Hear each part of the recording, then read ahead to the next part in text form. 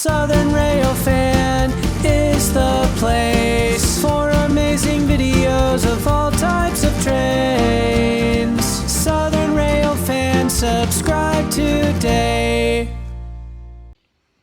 Okie doke, you can probably hear our first train blowing in the background there. We're at Moody Town Road waiting on northbound Q652. And we've got information from a very reliable source that there's two X653s will be running south today, and also a loaded ethanol train, a B651, running south. I'm not sure if there's anything else to be northbound other than it's 652 we're getting ready to catch here. So the weather looks good, so as long as the sun hangs out and helps us out, we should have a pretty good day. So we'll hang out here and catch this northbound man, Q652.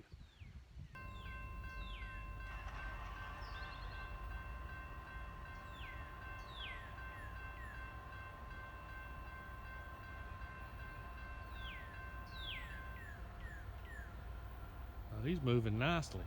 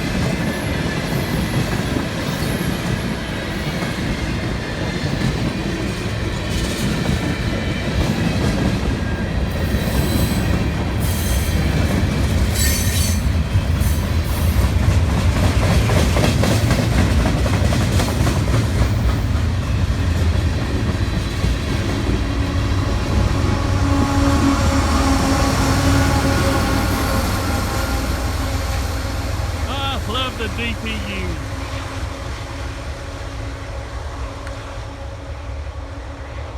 That is awesome. And he may be a non-clearing train. I'm not sure exactly how long he is, but he'll probably meet this first X653 either severe or maybe rocky, or even as far up as Toe River. I don't know, but hopefully we'll be able to catch him. Okie dokie. Alrighty, we're back over at Moody Town to catch the second X653. That first X653 came through fairly early this morning. We missed him, but this is one we want to catch anyway. It's got one of the greatest engineers that CSX has. I won't mention the name because I don't want to get anybody in trouble. I'm not sure exactly how that works, but as far as CSX Blue Ridge subdivision goes, he's kind of like our Fonzie. He's one of the coolest guys out there, so we really love him, and glad we can catch him coming through on this southbound X653. And also in behind him, I left about 3 hours behind him, is that B651 with the Norfolk and Southern pusher on the back of it. So hopefully if weather cooperates and the sun hangs out long enough, we'll be able to catch him too. But we'll definitely hang out here and catch this southbound X653.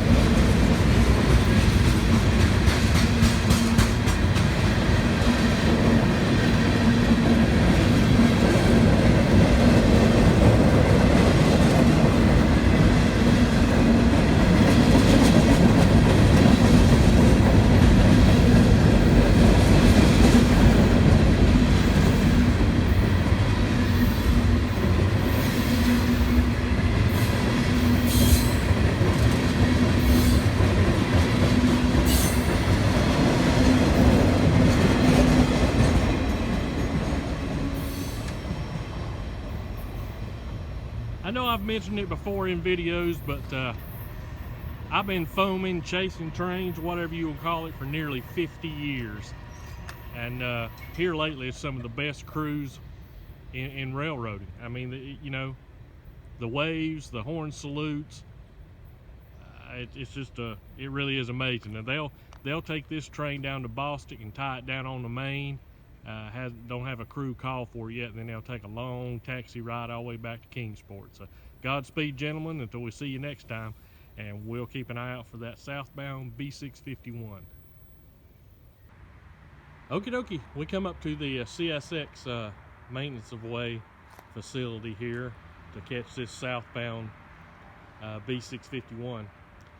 Where this blue building is here, it used to be the CLINCHFIELD's. It was a good sized station. It wasn't necessarily 2 stories high, but it was, you know, deck. It had a deck up on it to where there was a, what do they call them? Anyway, a track that came in where you could unload stuff. So it had a boxcar door height deck there. So there's fairly 8 or 10 steps to go up to go in it. And in the early 2000s, they tore it down. And if you see where these trucks are sitting, the bank used to be right along where my finger goes, and right underneath those trucks is that station. All they done was took some bulldozers and just pushed it off over the bank there and covered it back up. But as I was growing up, I spent many Saturdays inside that station and out on the front deck watching the train go by. That radio telephone pole's been there as long as I can remember, and that far little building back there is some of the original building that was there. And the deck went all the way out past these switch heater propane tanks to about where that the gravel pile is. I can't think of talk about anything. I can't even remember what stuff's called. Gravel pile there. So spent many hours over here, and right over there was just a little dirt path that the station agent, there was 2 station agents here. Brown was the last name of one. I can't remember the other ones right off, but there's a little dirt path that they walked all the way up there, and there was a little about the size of a double mailbox at the top of that hill, and it would have the interchange paperwork there for when Clinchfield was interchanging with the Southern Railroad up there at Clinch Cross. So many times I'd walk with him up there and get that paperwork. They had some computers then, but it was basically just glorified word processors or typewriters. It really wasn't the way we know computers today anyway. And right there where you see that apparatus was off over that hill is Suburban Propane, and they would have one propane car set over there to unload, and that siding was long enough to hold a GP38 or a GP40, GP18. I think I've seen a GP9 in there before, and one caboose that Clinchfield, later on Seaboard System, or Family Lines and Seaboard System, kept a switcher there they called the Marion Turn, and it would go up to Spruce Pine and back. So anyway, a little history lesson while we wait here on this southbound ethanol train. It's going to be neat because he's going to have a Norfolk and Southern pusher on the rear end, that I understand anyway. So it'll be nice seeing that Norfolk and Southern go underneath the Norfolk and Southern.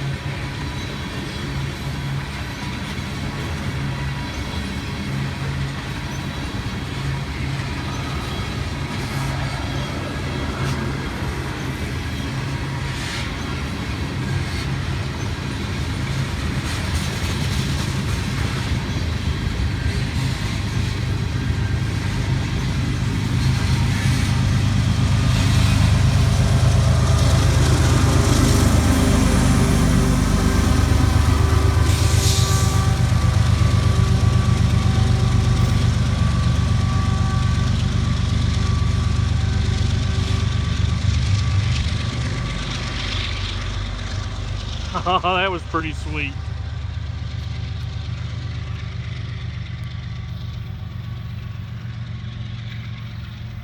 Catch him going around the curve there.